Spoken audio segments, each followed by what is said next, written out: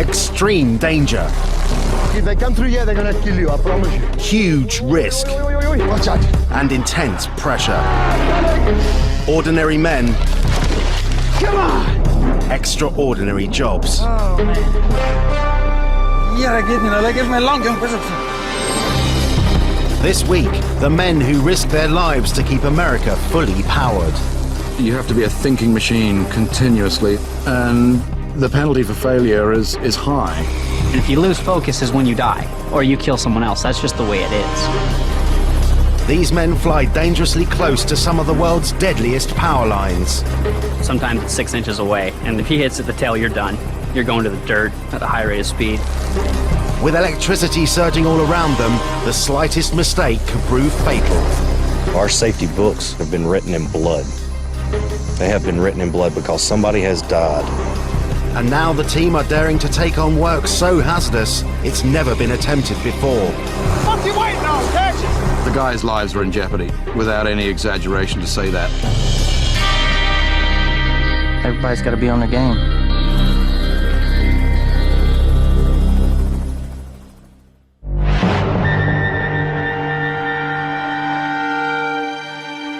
Little Rock, Arkansas.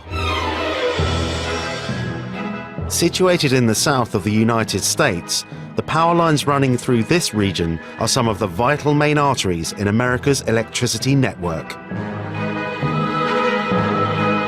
If a fault should develop along these lines, it could be catastrophic, with whole cities plunged into darkness. These lines provide power across the country, nationwide. United States and Canada. These lines help power. Critical work needs to be carried out on these lines, and Air 2, an elite team of power line workers, are heading towards Little Rock to take on the job.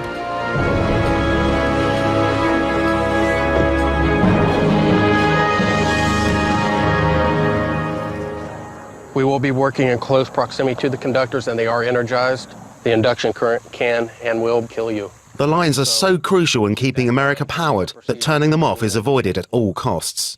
This means that Air 2 will have to carry out all their work on live lines. Everybody knows that we are working 500,000 volts, live line, bare hand. The risks are enormous. Electricity can flow easily through a human body. A voltage as low as 240 could be lethal. Here, the team will be working on a 500,000 volt power line. If you were electrocuted with 500,000 volts, it would probably explode you. You're going to be burned to a crisp. There's no one going to be able to identify your body. In case of emergency today, the hospital closest to our work location still is Memorial Hospital. Be safe.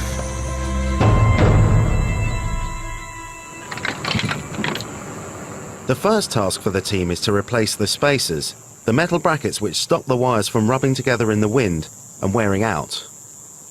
There's not a moment to lose, as they've 300 spacers to replace in just 3 days. We're really under pressure to get what we need done in the deadline that we have. At 26, Thomas Slyter is already an experienced lineman and the latest team member. I do have 7 years of experience building power lines, but there is a lot to prove here. There's a lot of really good linemen. You want to do the best job you can. I don't want to do anything else. This is what I want to do. Who wants to do something that you hate every day? What kind of shit is that? 31-year-old Thad Donahue has spent 9 years working as a lineman. I mean, look around. How many people actually are miserable every morning when they get up and go to fucking work? I mean, really. I get to smile. Look, I get to ride to work. It's like being on a Harley with wings. That's what it's like. It's like being on my Harley with wings. Because the lines are live, the lineman must ensure that they, the helicopter and the pilot, all become part of the electrical circuit. What we do is, you take this wand, and what it does is it energizes the helicopter to the same voltage of whatever you're working on. 500,000 volts through this wire.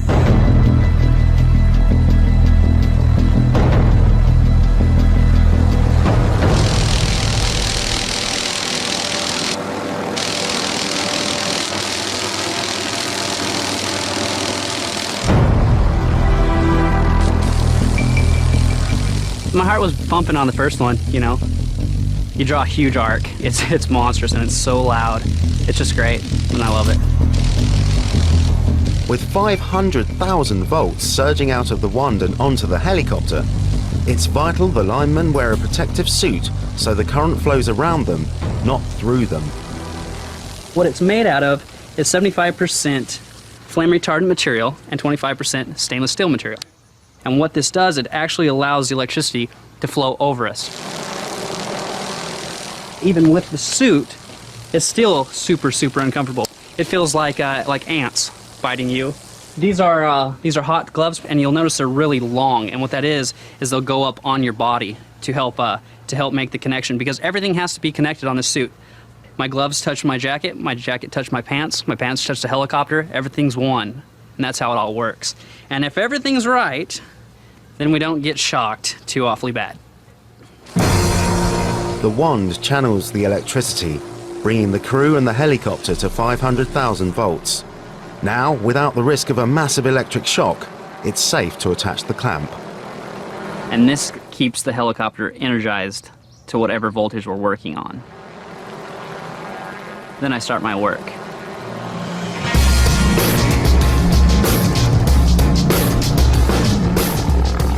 I mean, that's some cool ass shit that we do. I don't know if you watching that. That's flipping awesome. And chicks dig it too. It's the biggest thing.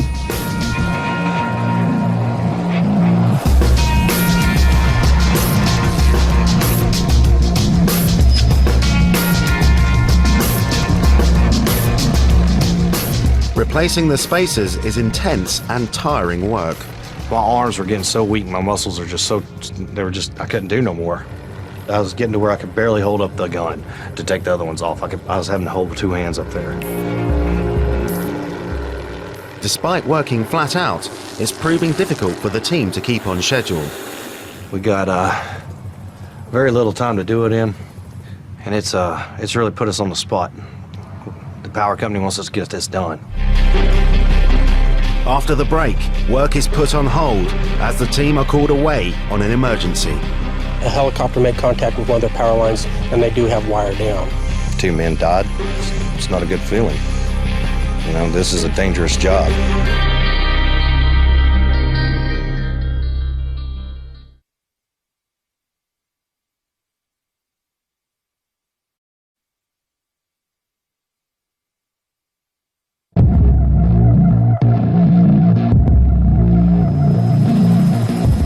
Power line work is extremely dangerous and highly specialized.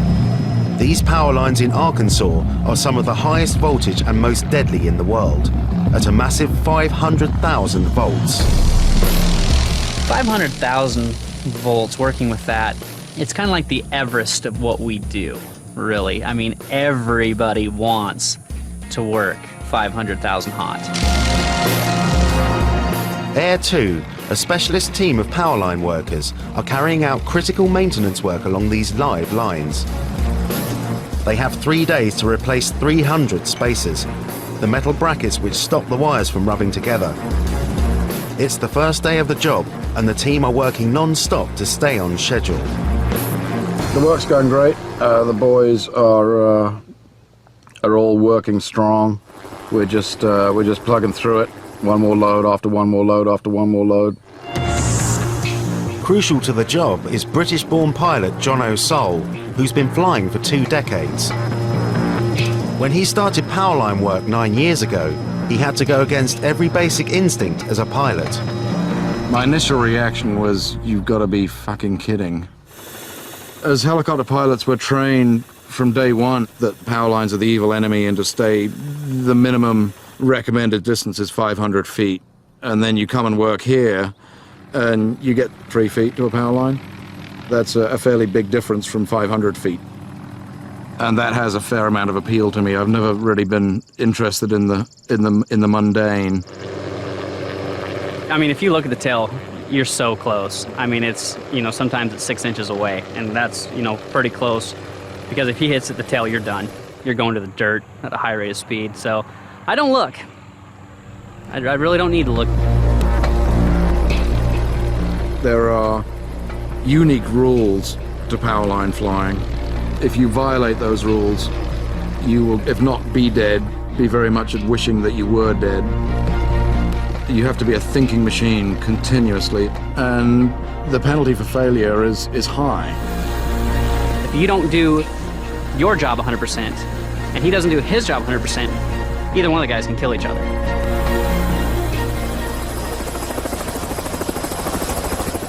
Over 1,000 miles away in New York State, Thomas's girlfriend of 18 months, Marilyn, is still coming to terms with the dangers of his job. There are a lot of women whose husbands and boyfriends have these jobs where they don't know if they're coming home at the end of the evening.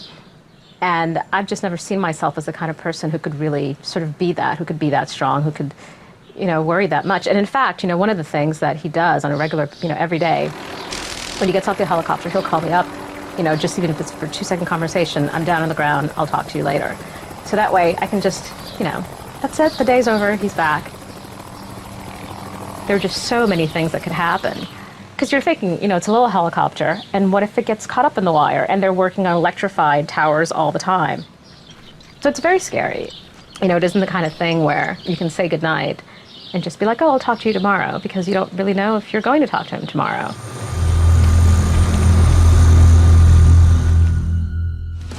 A helicopter crashes in northern Arkansas this morning, killing 2 people on board. Officials say the helicopter was inspecting power lines near the Norfolk Dam. 150 miles away from the Air 2 team, there's been an accident involving another power line company. Well, Scott, I'm actually standing about a quarter mile south of the Norfolk Dam, and you can actually see the power lines that we're talking about right behind me.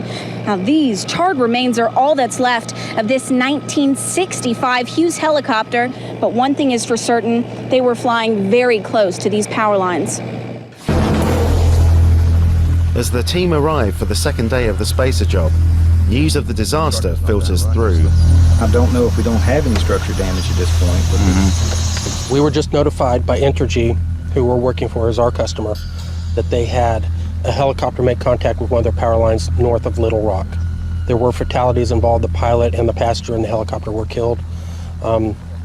Unfortunate event, and they do have wire down. We've just informed all of our employees to phone home, let the families and friends know that, hey, there was an incident, but we weren't involved. I left a message for my wife. I generally let her know straight off when things like that happen. Everyone always puts two together and generally ends up with us. All right, I love you. Bye. I just called my girlfriend Marilyn and just letting her know that there was an incident. I told her, I said, it's not us, and she goes, it's not you yet. She knows how dangerous it is, and she doesn't like it.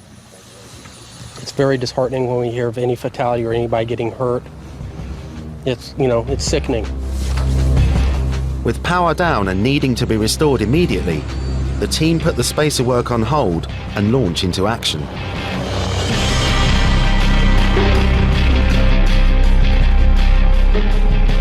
For these rapid response experts, each emergency job is a journey into the unknown. But this time, the team are all too aware that workers in their industry died on the job. For us to be here on this crash site, it's a wake up for everybody, because we work on the helicopters. Our friends ride on the side of the helicopters, and just one little not paying attention, looking at one thing, flying into a wire. So everybody's kind of on edge on the job today. With pressure on to get the power line restored, emotions are set aside. I feel bad for the families and the guys that were involved with the crash. But in all honesty, when I'm actually working, I really don't think about anything apart from what I'm doing. The priority right now is to get the line back in service as quickly and safely as possible, and the rest of it can come later.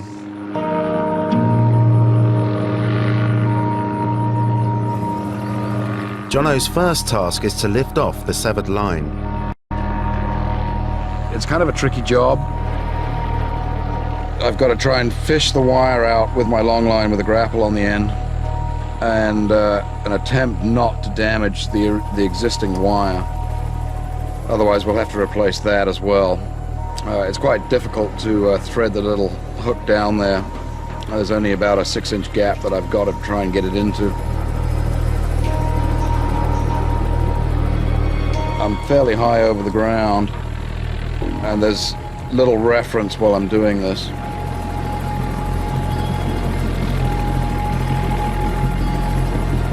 Okay, Doug. Middle phase is completely down on the ground. Careful.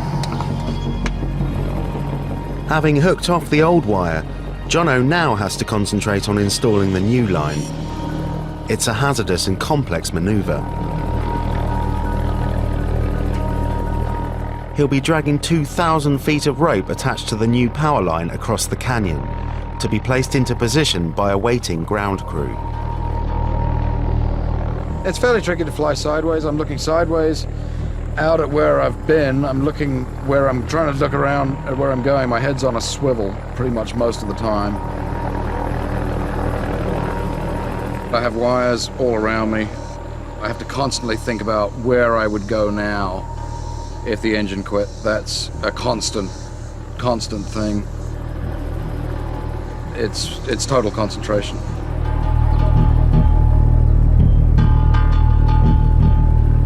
Within half an hour, Jono's done his job successfully. He takes lineman Thad up to carry out some final checks along the line. The pilot's gonna need another set of eyes. We're gonna inspect the wire, make sure it hasn't been damaged. Jono's flying, he's looking too, but it's a lot easier if I'm up there helping him look because he's got to fly. So I go up there to give him another set of eyes, which is always better, it's safer. Thad and I inspected it, everything looks good.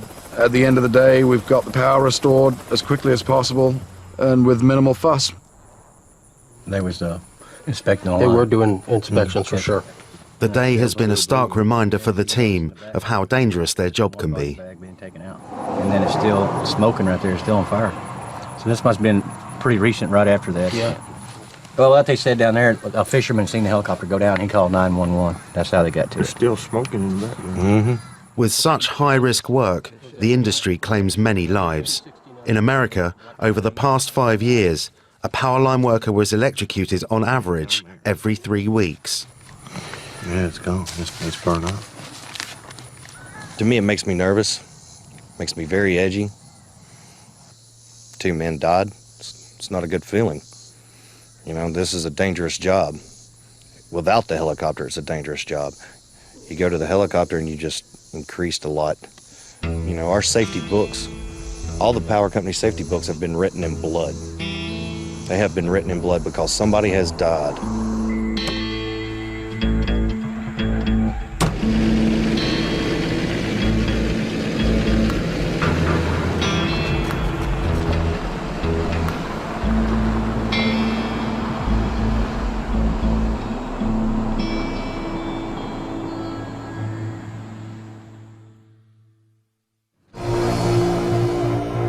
It's the final day of the spacer job, and the emergency work at the crash site has put the team severely behind schedule.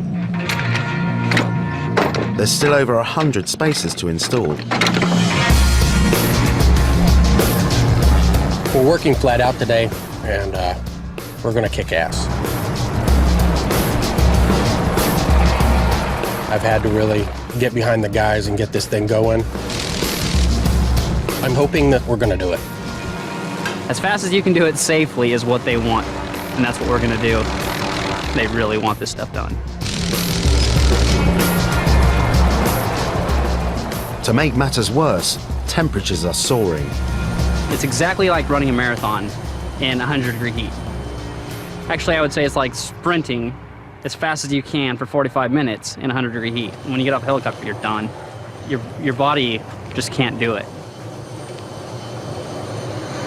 It's freaking hot. I'm tired.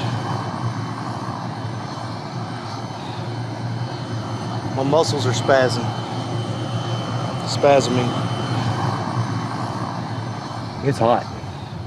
I mean, it's about 100 degrees out here. The humidity is really, really high today. I'm soaking wet. But sweating that much, it really helped because the blades, they help cool me off. Help me cool me off a lot. If it wasn't for those blades, couldn't do this. You dehydrate so quick, so fast. I'm still shaking. I'm still shaking from it.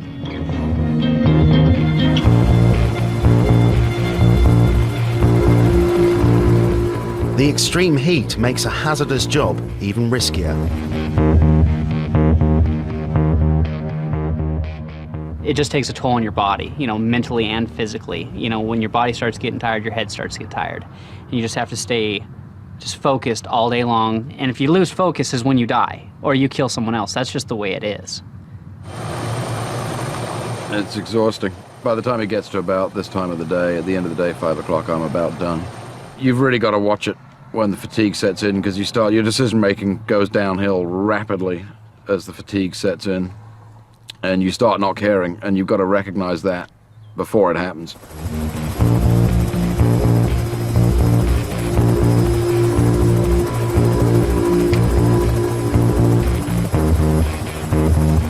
With the last spacer in place, the job is finally done.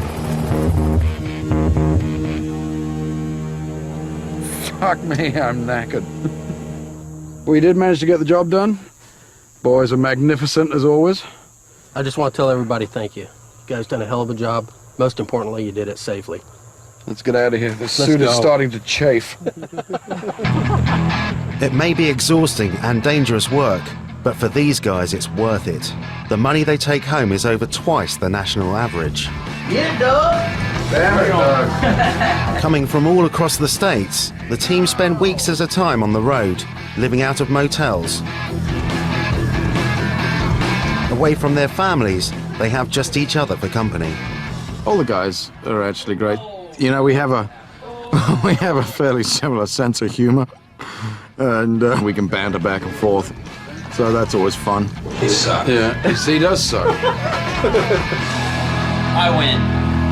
What's up, buddy? What's going on, Skelly? How you been? Too much, not too much. Look at Skelly. The mechanic, everyone. There he is, in his element.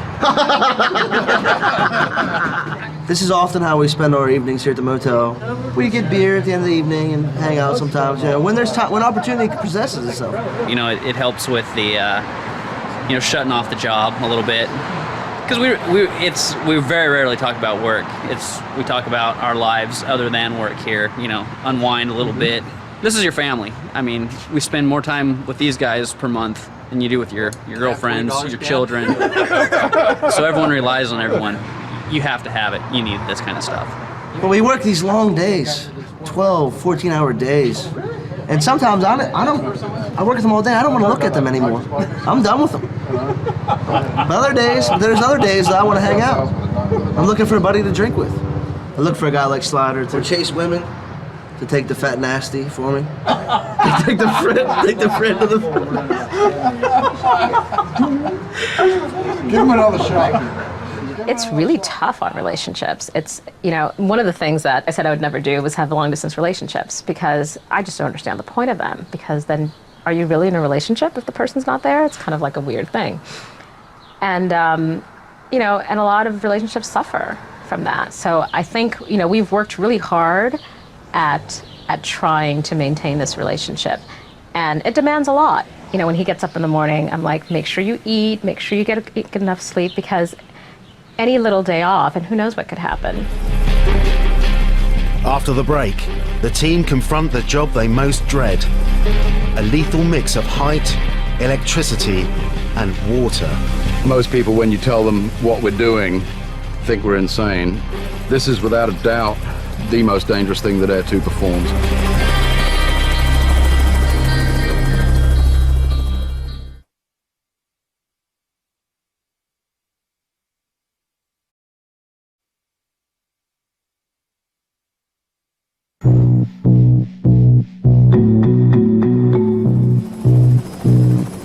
The team from Air 2, a specialist company of power line workers, are carrying out critical maintenance work on some of the most dangerous lines in the world. Working at over 100 feet in the air on live wires at a massive 500,000 volts, they're about to ramp up the risk one more notch by adding water. This is, in my opinion, the most dangerous thing that Air 2 performs. it is without a doubt incredibly risky.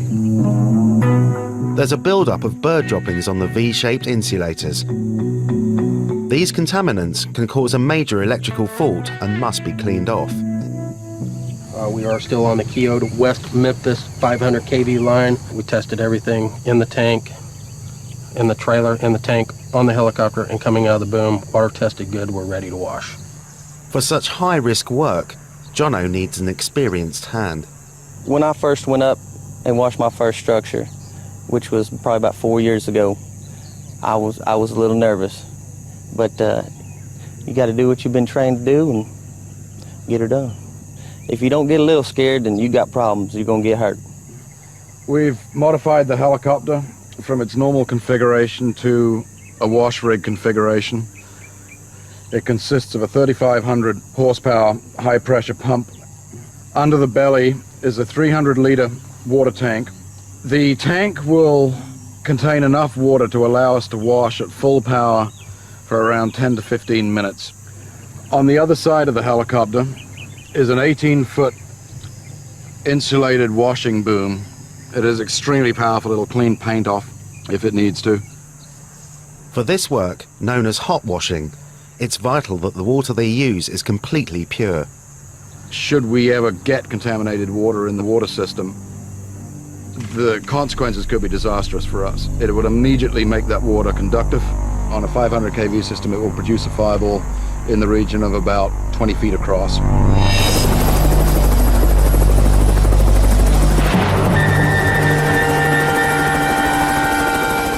Hot washing for me, every time I go in, I make sure that everything is absolutely 100% as safe as we can make it before we even attempt it. And if there's anything that I don't like or I don't feel sure about, I'm done.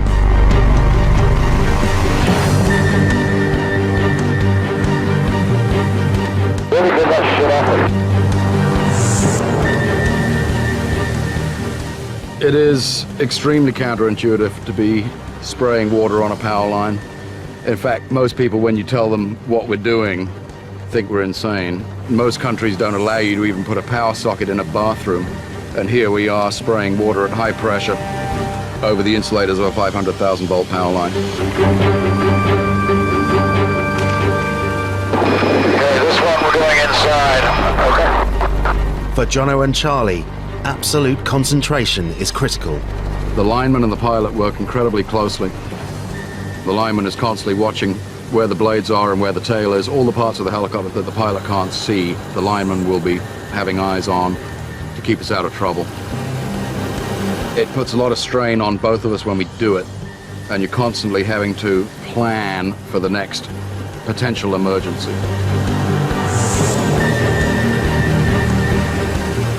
Okay, we're out of water. We're heading back in this one. All right, that'll be that then, eh? Okay.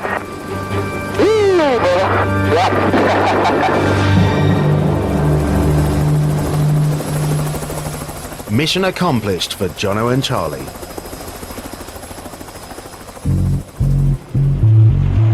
For powerline workers, each job presents different risks and challenges. But for their next job, the team are pushing the boundaries even further as they're about to try something that's never been done before.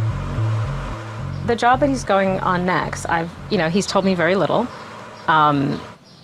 He doesn't tell me anything. And we have not talked specifically. The only thing that he said in vague, broad terms is, oh, I'm doing this, I'm going on this job and I'm really excited because it's something new and different. And that's it. He won't tell me anything specifically about it because he doesn't want me to worry. And that's kind of a constant with us that, I want to know more, and he wants to tell me as little as possible. And I probably won't get to go to Arkansas. It's better that way. For you. It's better for you that way is what it is. From experience Really? in relationships that it's better. Yes. And you think the same is true for me? Yeah. You're still a woman with feelings. That doesn't change.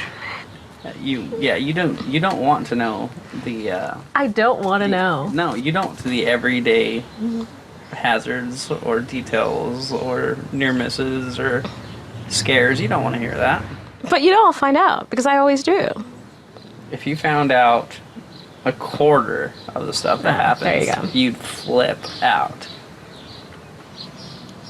I would love Marilyn to come out and see me, but as for the work goes, you know, I do not want her to see that. I don't want her on the job to witness what we do.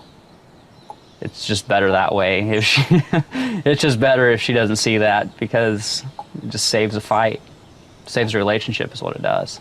The next job that we start, it is going to be extremely difficult. You don't have any room for error.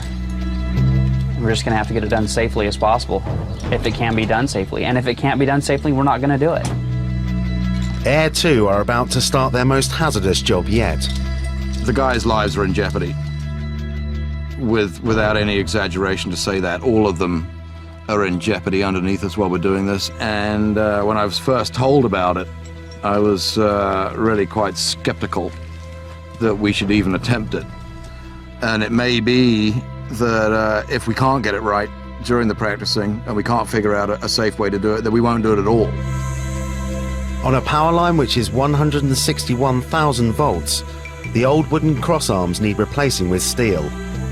It's work which has never been attempted before, and if they can pull it off, they'll get a contract to do the work all along the line.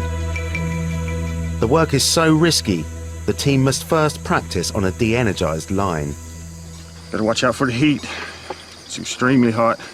Before they start, they run through last-minute safety procedures. You're working with suspended loads over your heads, watch your pinch points. Chief Pilot Jono is here to closely monitor the practice run. Just remember, when we're bringing that arm in too, the pilot cannot see one end of that thing.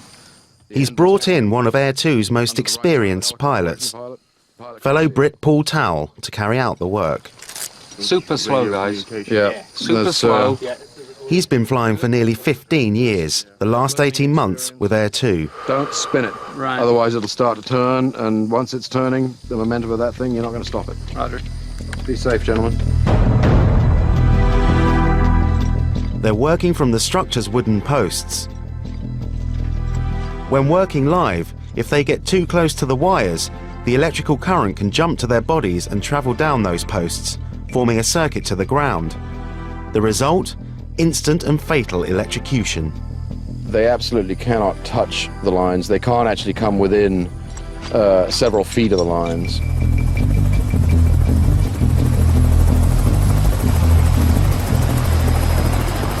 This is the critical part for us when the line's actually live. It's 500 pounds of steel. A large part of this will determine whether or not this is a viable process for us. It's critical the guys perfect their techniques. There'll be no room for error when the line is live.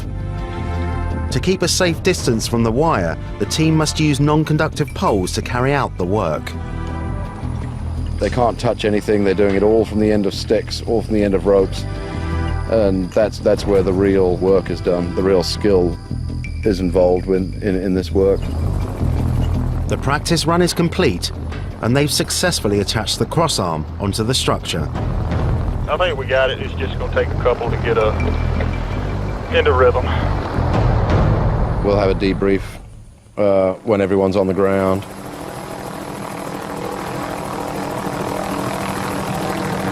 You got to watch that, swinging that sling across. That thing was down in the phase. The team have to iron out a few problems, and they'll be ready to start on the live line tomorrow. You were climbing up. You know, you got to remember that every inch of that is going to be hot. Oh, yeah. You know what I mean? Till the last guy's off. Yeah. So everyone will be 100% on their game, and they'll take everything that they learned today and apply it tomorrow to keep themselves alive and out of harm's way.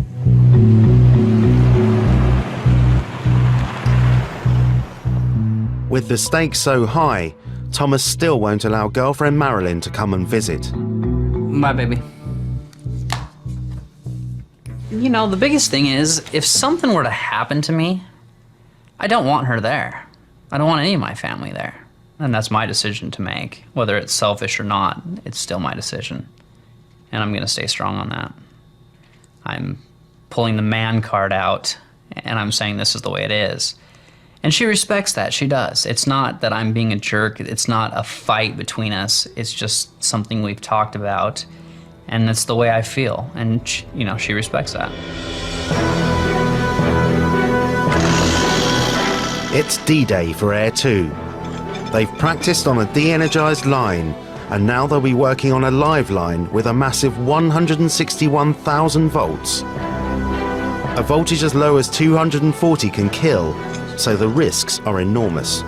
It's business today. I mean, this is what we get paid for. We get paid for the impossible, so it's going to be an extreme challenge for everyone. The statistics are the first 10% of a job and the last 10% of a job is when people get hurt. Today is energized, so any mistakes you make, it's death. After the break, the team hit a problem which could jeopardize the whole job. Fuck you waiting on, bitch!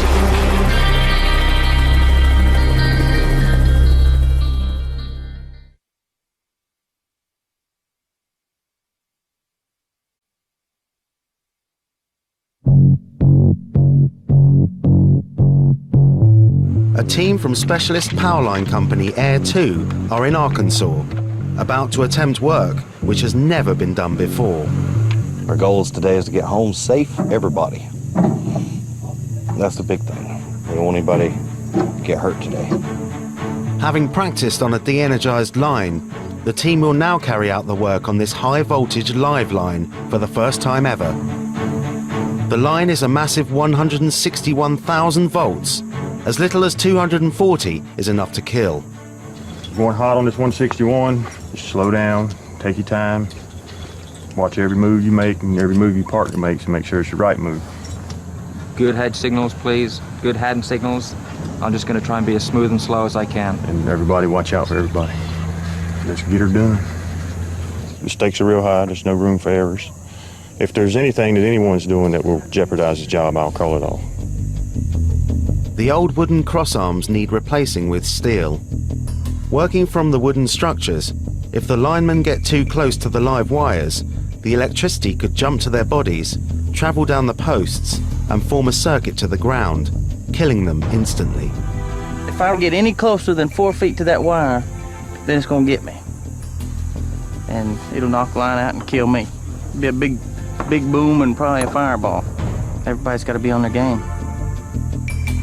To keep a safe distance from the live wires, the team will be using non-conductive poles called hot sticks as tools for the job. It's vital they don't break the clearance distance and get too close to the lines. When you're hot sticking a 161 line or any energized line, breaking your clearance is what could go wrong. You do not want to break your clearance. It could be a very bad thing. May not make it off. There is no room for error with the hot sticks.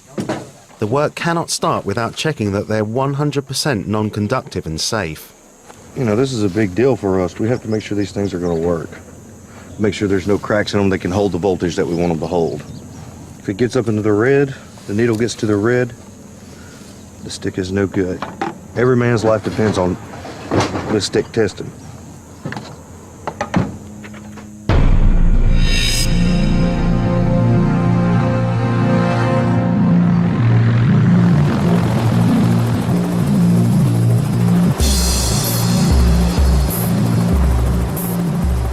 The challenge for me as the pilot when I bring the guys into the structure is trying to get them as close as I can to it so that they can transfer quickly and safely.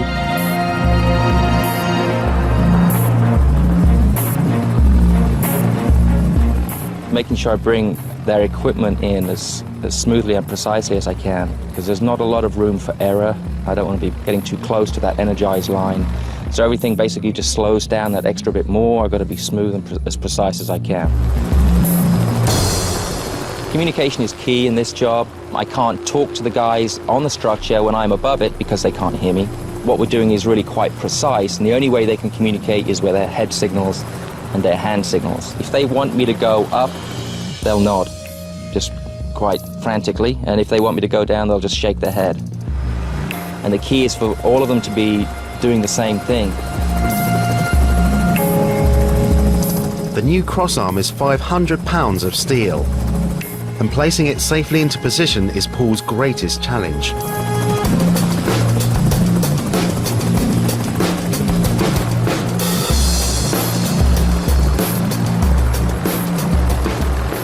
Kind of tricky. I got to bring one end into one guy who's on the top of the pole. He's going to help me turn it. We're going to lower it, and then I'll kind of bring the other end into the other guy on the other pole.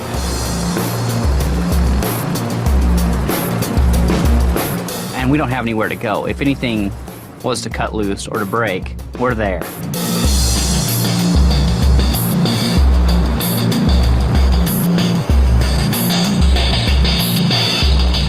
But bringing in the crossarm isn't going to plan. When the new crossarm was coming in, initially it wasn't that smooth. I don't know if he, had some problems with wind up there or other issues. I don't know. But initially it didn't go so great. What you waiting on, Texas? There was a bit of confusion because when Thad caught that end of it, I misunderstood what he was doing with that end, and I wasn't quite sure what his plan was. I was trying my best to get it to where I could maneuver it and keep my hands on it because I did not want to let go. I just did not want to let go.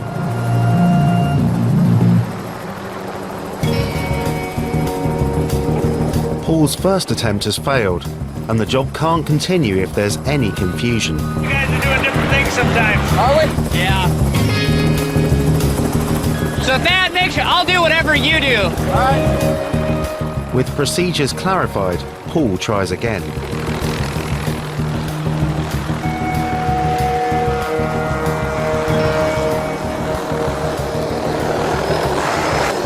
him up! Get him up! Get him up! I got it in the hoist, babe.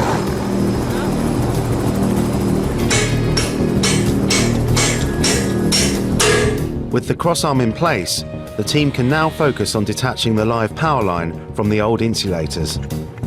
The issue working with sticks is we're trying to do very, very delicate work. It's like threading a string through a needle. The end of our sticks from where we are is 7.5 foot away, and we're trying, to do very delicate work with them.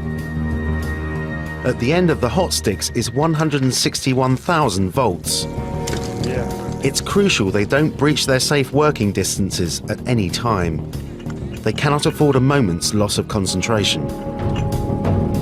We can't extend our arms out all the way to help us hold these sticks. We have to keep our hands less than 4 feet away from that live line. We work in a box. There's an invisible line around us. A good rule of thumb is if your elbows can touch your stomach, that's about where you want to be. Always stay in as close as you possibly can.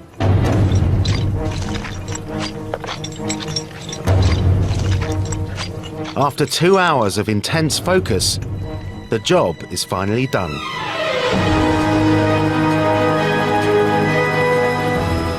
I thought it went quite well, considering it was the first one we'd done energized. Yeah, I think I'm pleased with it. Nobody got hurt. When I brought that arm in that first time, it would have been nice if it had gone real smooth, but yeah, I'm pretty pleased with how everything went, really. It went well. I'm really glad we got one under our belt. Hot. I think it went real good. Everybody did a fine job. For us tonight, we'll be able to relax, call home, and let everybody know that it worked out good for us, and I'm going to have real good sleep tonight. There's no feeling like any other when you start a job and then you can leave with everybody who came on it and the job is complete. The whole job is done. You got somewhere else to go. Got somewhere new to go, something else new to do. The job's been a great success, and now they'll secure the contract to carry out this work all along the line. It's been a first for the team and a breakthrough for the industry.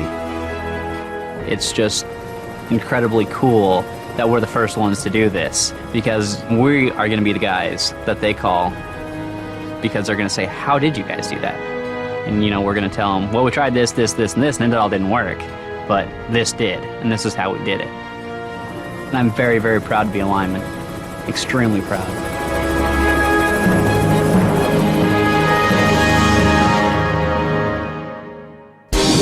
Next week on Danger Men, capturing Africa's most ferocious animals.